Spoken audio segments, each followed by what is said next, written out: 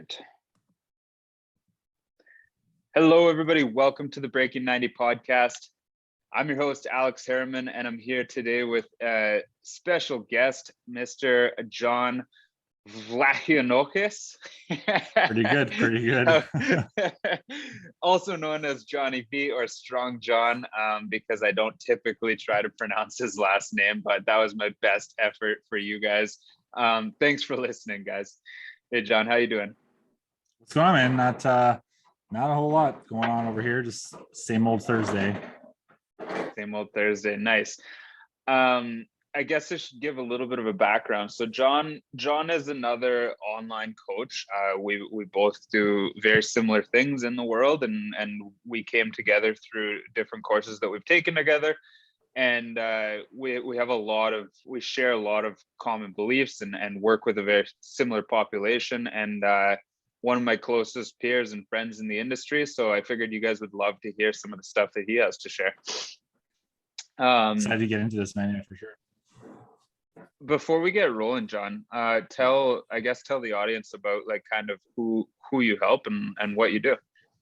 Yeah, most definitely. So I am an online weight loss coach. I typically help parents, lose some body fat, improve their confidence, and overall really just improve their relationship with food so they never have to feel like they have to diet ever again. Because I feel like that's something that parents have, is that cyclical feeling of always needing to be on a diet or try to diet and lose weight. And every year they try 3-4 times a year. So it's been my goal, especially over the last 2 years, to really dig into helping parents, because I'm a parent myself. I have 2 kids.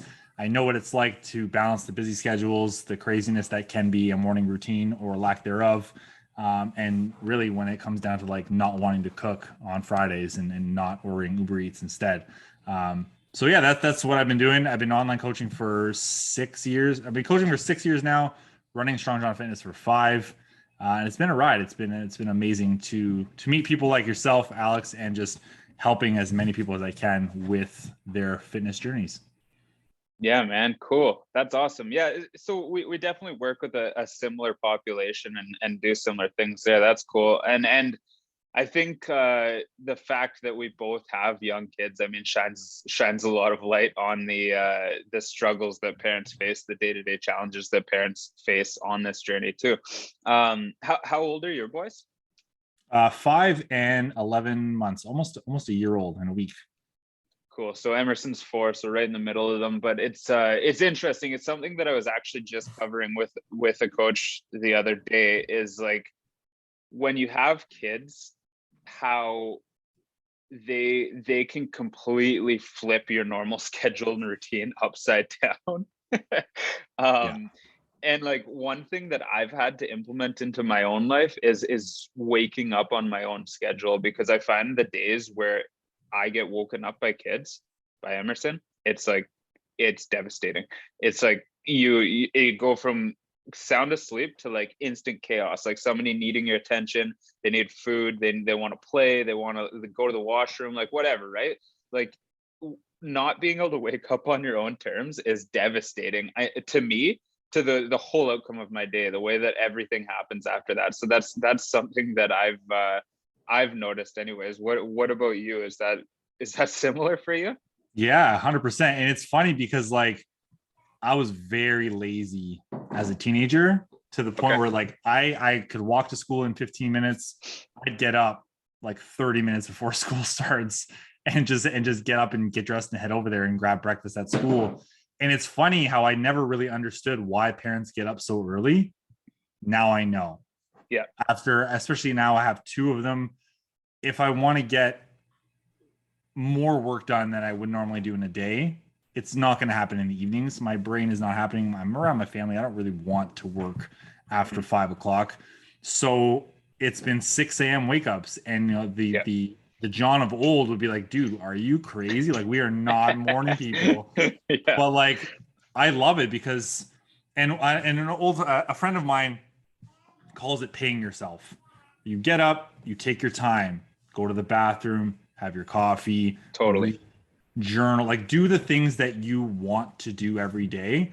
And reading and journaling was a big thing I was missing. And I wanted to do it, and every day went by and I couldn't do it. I couldn't do it. I'm like, you know what?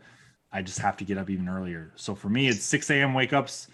If there's a day where I oversleep, it's chaos. I just You feel feel it. it. I feel the Yeah. adrenaline from the minute I'm getting up. I'm like, okay, it's kids, it's puppy, it's everyone else. And then like the reading goes out the window, the journaling, the calm, nice start to the day is gone. And I'm just in like this mode of like fight or flight, which is constantly just fight because I'm adrenaline pumping for the first like 2 hours of the day. And it sucks. It throws off the entire routine for the rest of the day for sure. Agreed, man. I love the way that you said that about paying yourself. That's huge. I do the same thing. Like I often don't make time for my mobility stuff. So I'll just do like, I'll start my day off with some mobility work, drink some water, have a coffee. And then I'm like, okay, I can tackle this day now. And it's just a little act like that. Like even on a day where I had a crap sleep or something, if I can still just wake up 10 minutes before them, I'm good to go. Yeah. I'm curious, do you apply some of this stuff to your coaching style when you're working with clients? Do you talk about this kind of stuff? Yeah, it really just depends on, I mean, every client's gonna be different, even if we're all parents, and what their day looks like. And for some of them, I mean, they're already up at 4 for work. So I'm like, I'm not gonna tell them to get up any No, of earlier. So the course. strategy for them is a little bit different in fitting out, if it's fitting in workouts or getting sleep. I think most of the time it's trying to get them to go to sleep at a reasonable hour Yeah. because you want them to start their day off on the right foot. And I've noticed that with myself too. If I stay up a little bit later than I should, I can feel the difference in the morning. When I try to get up at 6, I'm like a little bit sluggish. I'm not as, firing with the brain when it comes to writing or reading or anything like that. So I definitely, with depending on the client, if they can adjust their morning routine, and more times than not, it's adjusting their nighttime routine that provides even better help for them. It's funny how it always circles back to the nighttime routine. That's a question that we go over quite a bit in our coaching program, is how many hours of sleep did you get last night? And like people will often say less than ideal. It'll be like 5 or 6 or sometimes 7 or whatever it might be, but it almost always is our default to be like, yeah, well, I had to wake up at 5. So I only got 6 hours because I had to wake up at 5. Yeah. But did you have to go to bed at 11? Right? It's easier to blame the morning than it is to blame the night. Yeah. And I think part of the problem too is like, and I don't want to like blanket term, but like parents tend to just accept things for what they are. I have kids, so I'm tired all the time, regardless. It doesn't have to be the case, right? I understand wind down time. I get that. And if your kids aren't good with their sleep routines, it throws off yours. But at the same time, like you're not benefiting from staying up an extra hour watching TV. Like it's providing you no benefit. If you're tired, go to sleep. You're not missing out on a show.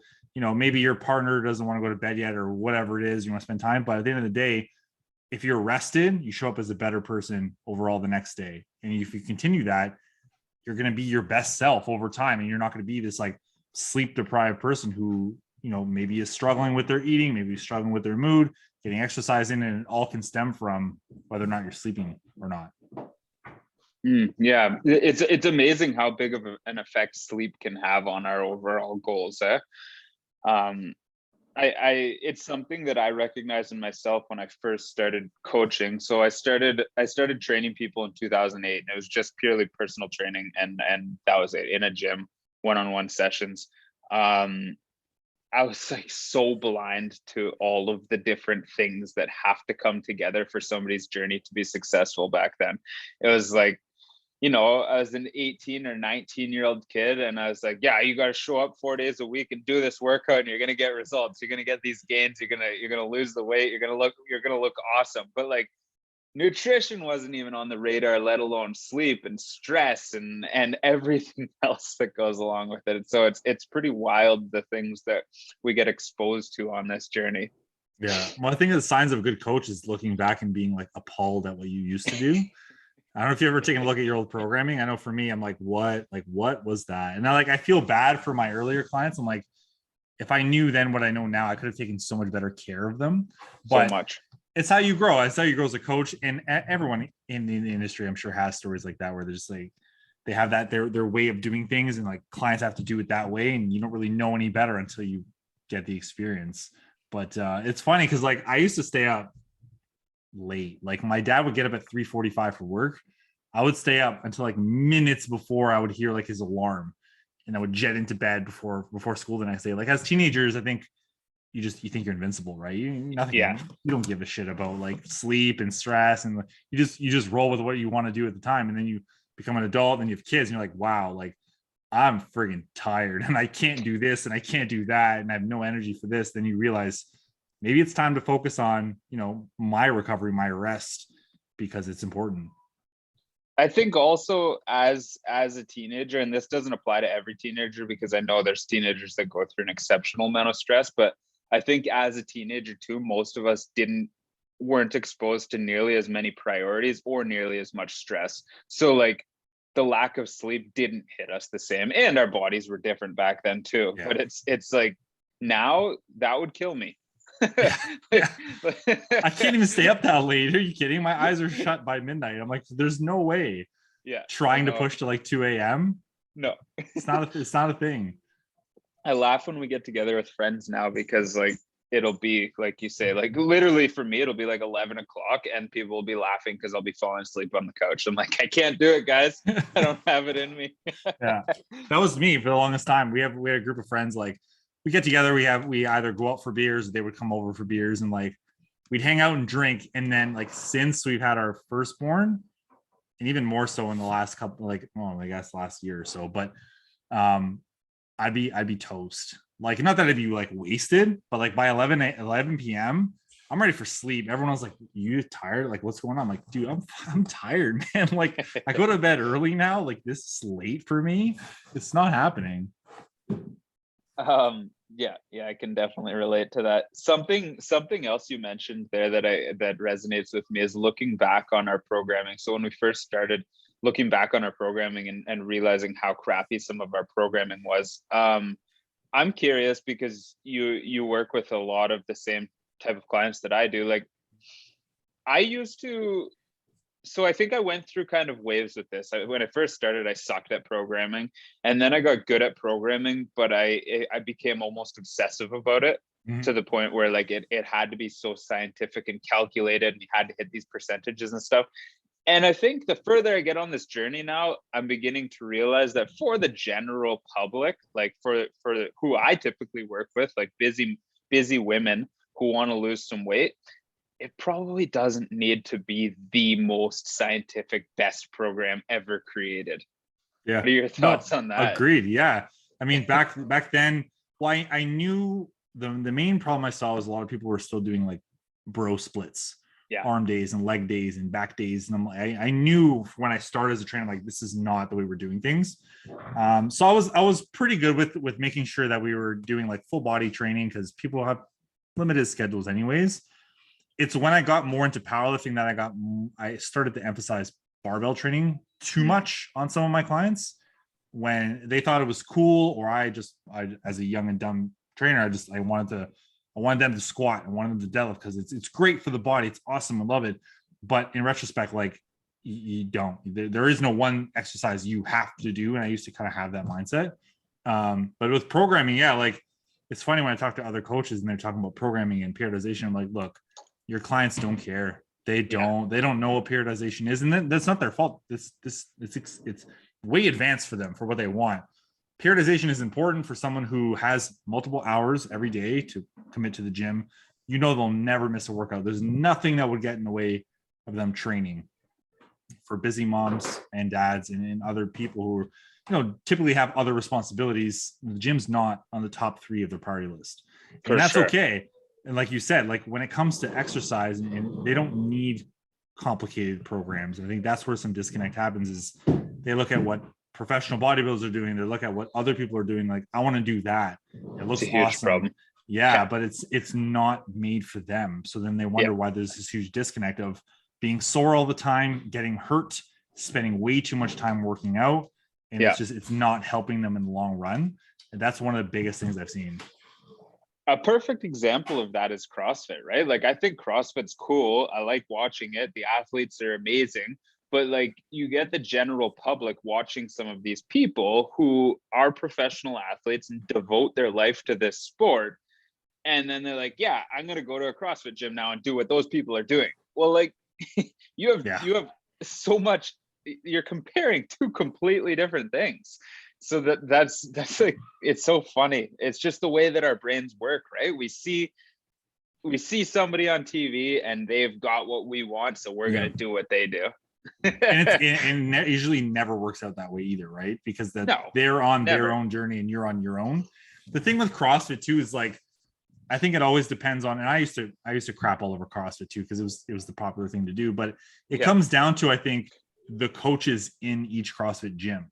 Agreed. Like, because if a beginner's going in there, I hope to God you're not teaching them how to squat, to snatch and clean and jerk, right? Like, don't even give them a barbell. If someone doesn't know what they're doing, you're going to have them box jumping. You're going to take a 35-year-old mother of two who only does kind of walks sometimes, maybe a little bit of light dumbbell work, and you're going to take her to 3-4 days a week of like strenuous, high intensity barbell exercises with plyometrics. She's going to get hurt. And then what? Totally. Yeah. Right. So that's where it's a huge kind of disconnect. And that's why I love talking with other coaches, because we help spread the word of like what they should be doing instead of potentially hurting themselves. Yeah, I mean, there's good and bad coaches in every organization. CrossFit's got good and bad raps because of that, obviously. But yeah, I agree with you 100%.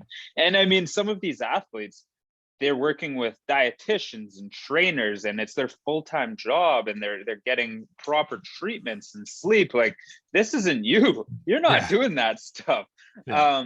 And what's even interesting is like they showcase a lot of the fun, exciting stuff. That's not what that athlete focuses on for 90% of the time. Like the kipping pull-up is the perfect example, right? Like, you're telling me those athletes don't work on strict pull-ups in their off time? They absolutely do. Yeah, it's the disconnect in the message. And I love too, like the celebrity comparisons are my favorite and least favorite, because someone's like, oh, how do I get a body like, and just insert any Marvel superhero. And I'm like, yeah, with respect, you don't. None of us do, because that's their job. It is their job to look a certain way. It is your job to, take care of your kids, do whatever job you have in your career.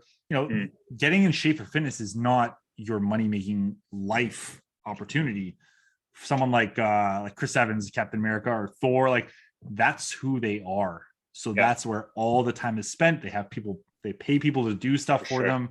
It's completely different. So that the celebrity comparison, while it's cool, like, yeah, they got, great physiques and whatever else, you're never going to look like them. And that's okay, because you're not supposed to. Another big problem with that, just while we're on this topic, I don't need to beat it into the ground any further, but another big problem with that is these celebrities that we see on commercials and ads are being paid to promote something. That doesn't mean that got them where they are, right? Like, it wasn't that food or that workout necessarily that got them there. They're being paid to make it look that way. So keep that in mind with any advertisements that we're watching, right? True. They're the people that are paying these high ticket celebrities to be in their ads are really friggin' good at manipulating your thoughts. You mean Cristiano Ronaldo doesn't actually take Herbalife? Is that what you're saying? Well, I mean, it's a possibility. It's funny. Yeah, it is funny. One thing that I wanted to ask you that I'm sure some of my audience will be curious about is, where does the donut come from in your logo? I don't remember like the specific origins of why it came out. I think it's because, shout out to Yegor, one of the amazing original OTA2 coaches. He basically tore me a new one in a nice way and said, look, like your branding and your logo doesn't resonate with your audience. Like, you want to work with parents, your logo is very aggressive, your colors are very aggressive, which is true. And I just picked black and red and white because I love black and red and white. It's my favorite kind of color combination, other than the Montreal Canadiens logo.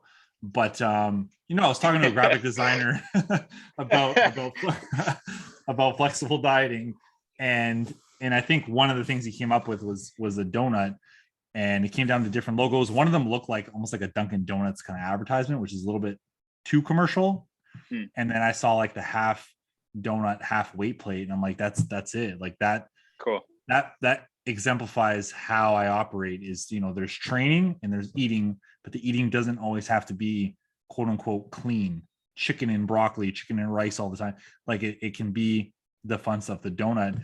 And then that, like, I've got so much feedback on that. And now every time someone thinks of donuts, think of me. So it's Totally. been like one of the best career moves I think I've ever made.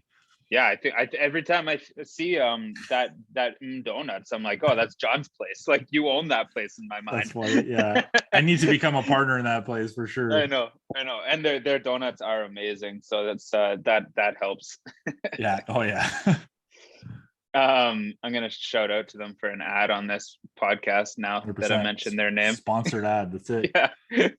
I'll take a free dozen donuts a month. That's cool. Yeah. How do you apply that to your own coaching? The flexible dieting? Yeah. Yeah, that's a good question. So what I like to do is I like to put a lot of power in the client's hands. I think a lot of them come from very restrictive diet backgrounds, tried a bunch of different meal plans, and those are all very strict, very not sustainable, and they're arbitrary most of the time. Like, who am I going to write up a list of foods and just give someone and say, okay, you have to eat this now, right? And that's kind of where fitness has been for a long time. So instead, I give them more power. I am big on tracking calories just from a pure skill and awareness aspect, because I think most people don't really know how much they're actually eating from a calorie perspective. Totally. They'll say it was only a burger and fries, and 1,500 calories later, that you wonder why you're struggling to lose weight. Yeah. So I'm big on that. Just from data collection, skill building, you build the awareness of your habits. You'll be able to look at a plate of food and be like, yeah, that's probably about 600 calories, and that's a skill. But with flexible dieting, I want them to track, and then I'll go into their MyFitnessPal diary and I'll take a look at what they're tracking, and I'll just give them feedback based on that. One of the best compliments I get is that they're surprised on how many calories they're allowed to eat. Cool. And I think that's one of the best things I can hear, because one, I mean, they're scared of it because they're always told that they have to eat 1,200 or 1,500 calories, right? Or 1,500 for a man or whatever it is. And I'm like, no, like, you've tried that before. I'd much rather give you a higher upper limit. And then if you hit it, great. If you don't, at least you're not depriving yourself. You still feel good. You have energy. And if, like, even from a perfect example, like if I give someone, okay, you have to do 1,200 calories a day, 7 days a week. Okay. Say they get 1,300, 1,400, 1,400, 1,450. They're always over. They're going to feel discouraged. Yeah. Whereas if I just set their calorie target at 1,400 or 1,500, they're going to be around it every day. They're going to feel amazing. Yeah. From a pure adherence perspective, from pure mental perspective, they feel good because they're on their plan. So that's how I approach it. And I just give like cheat sheets and feedback and meal examples, but cool. I never like telling people what exactly to eat unless they're like, I don't know what to have for breakfast. I'm like, okay, here's some examples of how to make sure they're protein based, but high quality foods at breakfast time or whatever it is. Awesome. Yeah, that's a really great approach.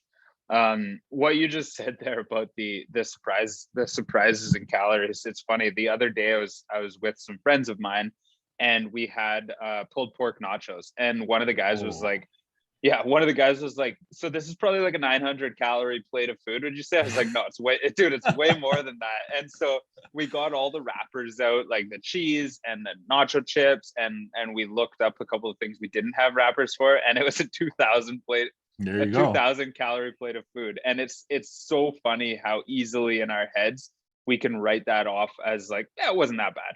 Yeah, it's true. And it's been documented in the science that, like, we do underestimate how much we eat. And I make it a point, and I tell clients too, like, especially if you're eating out, overestimate the serving size all the time. Like, if you're tracking food and you go to Boston Pizza and you get, my go-to when I'm, if I have a little bit extra calories is a Meteor, because only meat belongs on my pizza.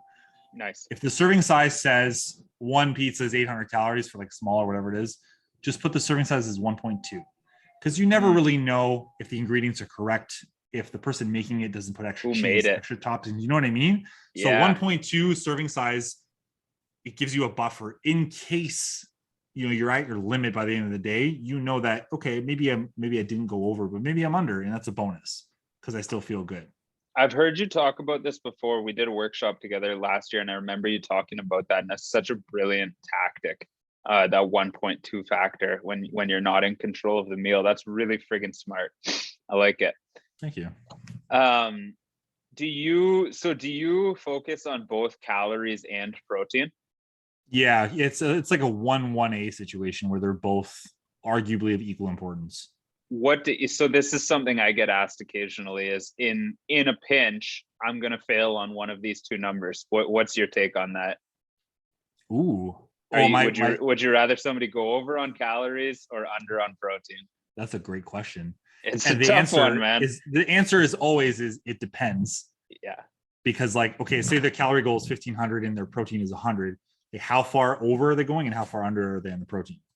Because I think it depends on if they're overblowing it or if it's like if they're 10 grams under their goal.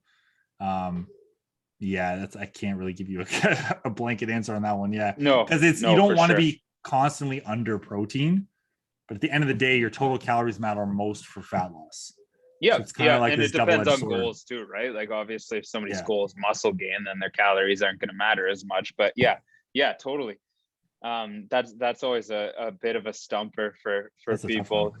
Yeah, because people get stuck in that trap, right? You go out for dinner and you ate 400 extra calories, then you had planned, but now you're 40 grams of protein short. Crap, what do I do? Yeah, fair enough. Yeah. It definitely comes down to what your goals are and what you have room for.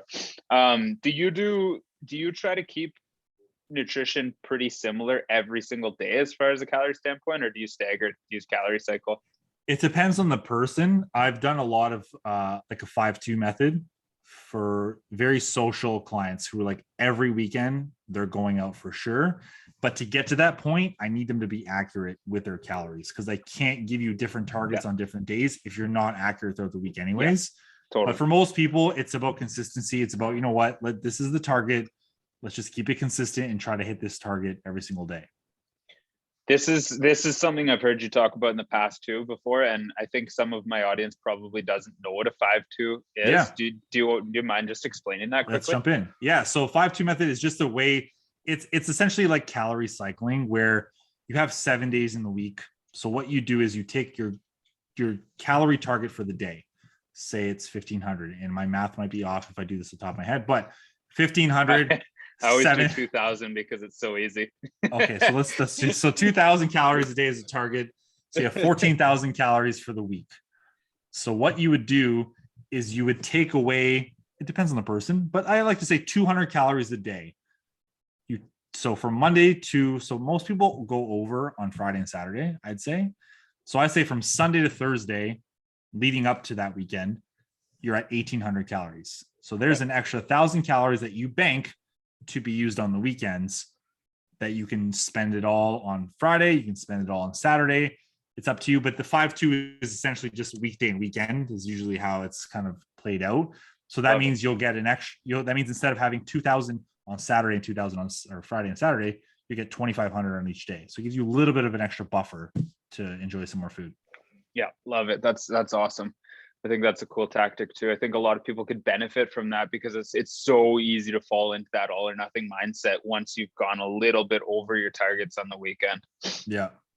And the thing with targets too, I think people forget is like, if you're in a 500 calorie deficit and you go over by 200, you're still in the deficit. Like that's the biggest thing, right? It's that mindset of, oh, I went over, but did you go over? Did you go over your maintenance? You certainly didn't go into a surplus. If it was one day, I mean, like today's US Thanksgiving and we're recording this, it happens, right? It's that mindset of like, what are you doing after? And was it really that bad? And again, that's where tracking your numbers really comes in handy because sometimes it's not that bad. Yeah. And even like, this is where the scale completely can be a mind fuck, right? It's like you step on the next day and you're up like 5 pounds. I've had this conversation with clients so many times. They're like, how am I up 3, 4, 5 pounds? Like, I know I ate too much yesterday, but it wasn't that bad. It's like, yeah, it's water retention, but like, that's where that you can see that thinking comes into play, right? People are like, I ruined everything because I gained 4 pounds. But just like you said, you were probably in a little bit of a surplus or maybe at maintenance. Like it wasn't that big of a deal. Your scale will go back to normal in a few days. that's the thing too. Like if you're doing the 5-2, like you're eating 700 calories more than you were for the beginning of the week. So it's expected that you have more carbohydrates in you. You probably haven't digested it all if you're eating that much more. And the scale weight for those 2 days is not a representation of your progress to that point. It's a representation of the day before of your eating and hydration more than anything else. Yeah, totally. Do you have time for a couple more topics? Yeah, for sure. Cool. So one thing that I think people could really benefit from hearing from you is we're coming into a difficult season, holiday season, the new year, all of that. Like what's your best piece of advice for people coming into this time of year? So my number one piece of advice is to manage your expectations. So you will not, and arguably should not, aim or expect to lose any body fat over the last 2 weeks of the year. Most people, again, obviously generally speaking, have multiple family or social events to go to where food is the focus. You want to be able to enjoy that stuff without feeling like you need to bring your food scale or fast the entire day to enjoy it. And I think, again, it's important to give yourself some grace and some enjoyment of life, and take the friggin' pressure off. Like if Christmas, if you celebrate on New Year's Eve and Christmas Eve, Christmas Day, Boxing Day, okay, you have different events maybe going on, fine. Then there's New Year's Eve and New Year's Day. There's 5 potential social events in the span of 10 days, 14 days. Like that's a lot. That's half the time almost. So to expect yourself to stay in a deficit for 14 days when you're going to be surrounded by family and food, more drinks than normal, more sweets than normal, why don't not just embrace it and just go into almost like a maintenance? Let's just chill for 2 weeks. Don't go free for all, but maybe don't be so worried about the calories every day. Enjoy the holiday days. Like if you're celebrating on Christmas Day or New Year's Day, whatever it is, don't even open MyFitnessPal. There's no point. You don't need to. It's a day where just relax. Maybe just put your phone away in general. Yeah, it's not going to help you. It's just potentially creating more anxiety around the food that day. And I tell this story every time someone asks me, like every holiday, my grandmother cooks so much food. And if Greek people, you're not allowed to kind of say no to food. It's kind of like a big no-no, especially with a grandmother. So like I'm going there to eat. I want to eat. I want to spend time with them. I want to enjoy her cooking. I only get it so many times a year. I don't care what the calories are. It's not important, right? On the holidays itself. So I think just giving yourself grace, manage your expectations. If you go into the last 2 weeks of the year in sort of a maintenance mode to maintain your body weight at the very least, by January, your cortisol is going to be lower. You're going to feel better. You have more energy. You're going to be more motivated to jump right back on track with hitting a deficit, getting those high protein and all that good stuff after that. I think that message gives people so much freedom to enjoy the holiday and not go off the rails, because I think what happens is people sometimes go into the holidays too strict and then get frustrated that they can't stick to it and then go off the rails. And then they're just like January 1st, they're like, oh great, now I'm 10 pounds back from where I needed to be, right? Yeah, that's exactly it. And it's a tough spot for people. Like if you give yourself permission to enjoy the holidays, you take power back, which is a big thing. But at the same time, you still have to be in control. You can't just go mindlessly be like, I'm going to eat all the things because, I'm not in a deficit anymore, or I'm not tracking. It's that like balance where most people, if you're still mindful eater at that point, you'd be okay. But one of the biggest things too, and I talked about this on a podcast a couple of weeks ago, I think it was the turnaround time. And I thought this was an interesting concept because like, if you go over for a day, what is your turnaround time for your next healthy meal, for your next, hitting your protein? Is it a day? Is it 3 days? So for people in the holidays, like from Christmas to Boxing Day, you don't need to overeat on Boxing Day unless you have another family event to go to, which sometimes it happens. But you have Christmas leftovers and you're just hanging out at the house, because I don't know anyone who wants to go in-person shopping on Boxing Day anymore. Screw that. The food is just sitting there. You don't have to overeat on Boxing Day because you overeat on Christmas. Right. The turnaround time right away is like, the next day there's already food cooked. Usually if you have leftovers, there's protein there. You can make very delicious meals and not go off the rails the next day. Yeah, it's a good point. How quickly can you get back onto your normal routine? You can gamify that too. one thing you mentioned earlier that I thought would be worth mentioning too is like, in a pinch, you're running short on time and you fall into the trap of ordering Uber Eats, because I think every busy parent can relate to being in that position. I know I certainly can. It's like 4 o'clock, you haven't taken anything out of the freezer, and it's like, you know what, we're just ordering. What is like your advice to people in that situation? How do you avoid that? How do you prepare for that? How do you guys navigate that? So the work happens way before that. It's being prepared and having somewhat of a plan for yourself and for your family. Like, one of the best things that we ever did was during COVID was just create like family weekly menus for ourselves. Cool. We're in charge of the menu. We like the foods. You know, maybe my 5-year-old doesn't like them all the time, but hey, it's our food. But you know, I think it's avoiding the need to get into that situation. Like, perfect example actually is yesterday, I think it was, the day before, I don't remember. I finished off cooking the rest of my chicken that I thought out on Sunday or Monday, whatever it was. So I'm like, okay, well, for Thursday night's dinner and Friday night's dinner, I have no protein ready. So yesterday I pulled my chicken out of the freezer. It's been thawing out, and now this morning I was able to cook it. I have protein again. And that's nice. The thing with people. It's you don't necessarily have to have the whole meal ready, but if you're thinking about what your protein is going to be, if you're having some of that prepared, that's your best way to go. When it comes to ordering Uber Eats, it's really tough to find something that's calorie friendly. I think that's the thing. You're not going into Uber Eats thinking, oh, you know, like, what are my macros? It's like, no, what do I want to eat? Like, what kind of restaurant am I ordering from where it's going to be like a 900 calorie plate? Yeah. So that's the biggest thing is getting the work done ahead of time, so you avoid it completely when you get to that situation. And I think people get so overwhelmed by the thought of meal prep because all they've ever heard of is the people who spend like 4 hours every Sunday doing meal prep.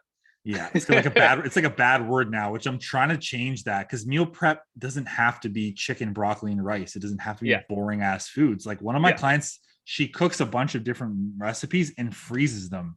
Cool. So she just reheats them whenever she needs them throughout the week, but she enjoys all the food she eats. That's the thing. Like, as parents, and I say this a lot, you're in control of the food in the house. Your children are not in control of what's being eaten. So you pick the meal plan. Like, if you don't like chicken, don't eat chicken. If you don't like rice and don't eat it. Like, no one's telling you because the words meal prep or meal plan, meal prep, you have to be chicken and rice and broccoli. It can be whatever you want it to be. That's the beauty of it. For sure. And I was just speaking about this with somebody else recently, and it was like, we did you know, those meal services like Good Food or HelloFresh, like those. So we got a free box, and I was like, oh, I'll try it. And they were pretty high calorie meals. They're good, delicious tasting, low on protein, low on vegetables, pretty high calorie. But like, I knew that going into it. So all I did was I just had a higher protein, higher vegetable lunch, knowing that was going to be dinner. So like, you don't have to punish yourself at every meal, right? Like, it's okay to have some of that freedom. Yeah. I think part of the problem is people aren't being proactive with their nutrition. Like, they're always leaving it up to chance. Yeah, they're flying by the seat of their pants. They're in the moment hungry, or like, oh, I gotta cook dinner in half an hour, and then it's just like all bets are off, right? They're eating what's convenient or cooking what's convenient, or usually ordering in what they want and what they crave instead of, you know, what's going to help them with their goals. For sure. Okay, I've got another question that I've been thinking of because I'm curious to hear how you answer this. What do you think people get out of working with an online coach? I like that question.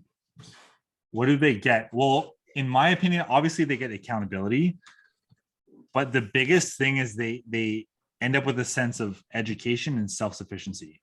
Like, to me, that's the biggest, that's why I love online coaching. Apart from the time freedom that I get and my clients get, because they don't have to worry about scheduling things with me, is I can teach them to do it for themselves. I don't have to be there with them to do that. And the days of the personal trainer yelling in your ear are long gone. Like, you as much as you think you might need that, you really don't. When people say, I need to have someone there with me, maybe for a short term, if you need to learn how to do things. But at the end of the day, if you want to do something, you're going to do it. Right. Like, I don't want to get up at 6 because I want to watch the sunrise. I want to get up at 6 so I can read and have time for myself. You want to go to the gym to get in shape, but you have to want to do it for yourself at some point. So I think that's the biggest thing is self-sufficiency is one of the best things about online coaching, because whether it's nutrition, whether it's training, whether it's mindset, we're there for our clients whenever they need us in a sense, and they don't have to worry about scheduling appointments with us at, the busiest times of the day for most people. Yeah. That's a really, really great answer. I'm curious, have you hired coaches for yourself? Yeah. For like my fitness. Yeah. Yeah. I have. Yeah. I've had a couple in the past. Same. I actually really like it just because it removes that. It's something that we think about so much as coaches that it's nice to not have to worry about your own. Yeah. So then what do you look for in a coach? Being somebody who's exposed to tons of coaches, what do you look for? So recently, last year I hired someone, because was it last year? No, beginning of this year, I hired someone after we moved here and I set up my home gym. I used to work next to him or with him at a different gym back in Toronto. And I like his style of training. He's obviously in great shape. So I was just very curious about his programming. That's more what I was interested in.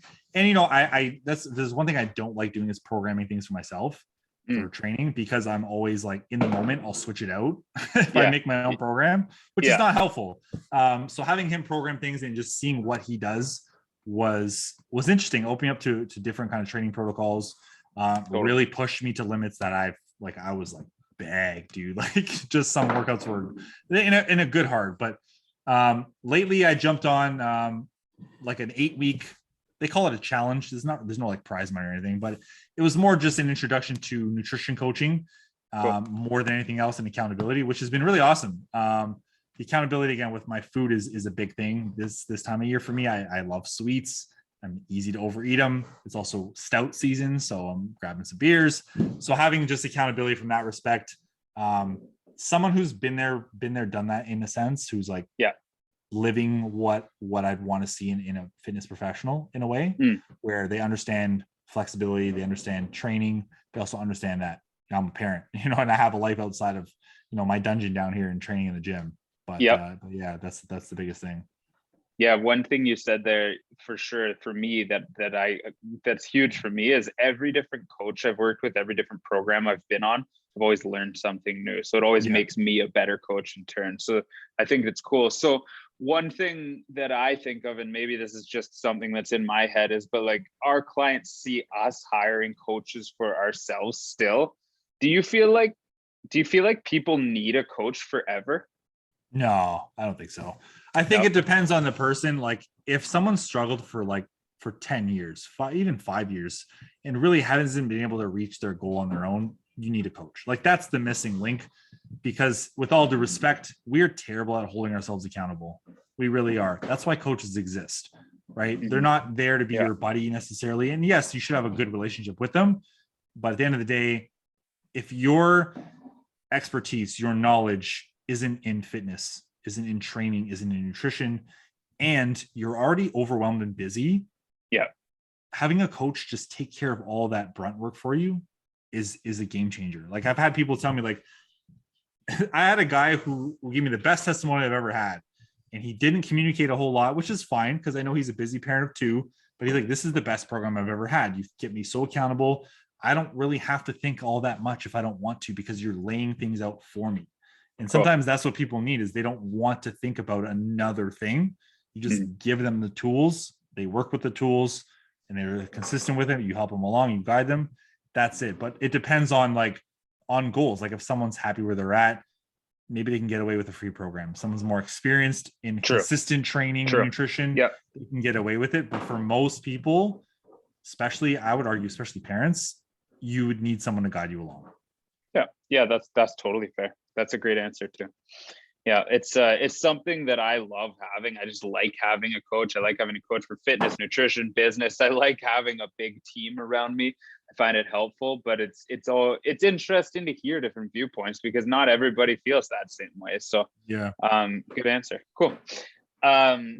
So we're coming to the end of this, but for people who want to follow along with what you're doing in your journey, Jon, how do they get a hold of you? Where should they find you? Yeah, the fastest way is on social media. either the easiest way to spell it probably is Strong Jon Fitness, because if you look me up on Facebook, you're gonna have a hell of a time trying to find my last name. So Strong Jon Fitness on Instagram would be the fastest. My website's strongjonfitness.com. I got a ton of stuff on there too. But if you want to chat, if you want to learn more about programming, coaching, that sort of thing, Instagram DMs are where it's at. Awesome. Perfect. Well, I know my audience is going to get a ton of value for this, and you also hold a podcast, so I can include your podcast in the show notes for anybody who's interested in listening to another podcast of some like-minded stuff. And I'll put your Instagram in there too, and spell your name. But for everybody listening, I hope you guys found it helpful. But feel free to leave us some feedback. Shoot either one of us a message. Leave some comments on the podcast. It's always appreciated with coaches. We like to know who's listening, what you liked, what you didn't like, what you'd love to hear more of. That helps us along the way. So thank you guys all for being here. We appreciate you. And Jon, thank you for taking the time today. Thanks for having me, man. It was great chat. Take care.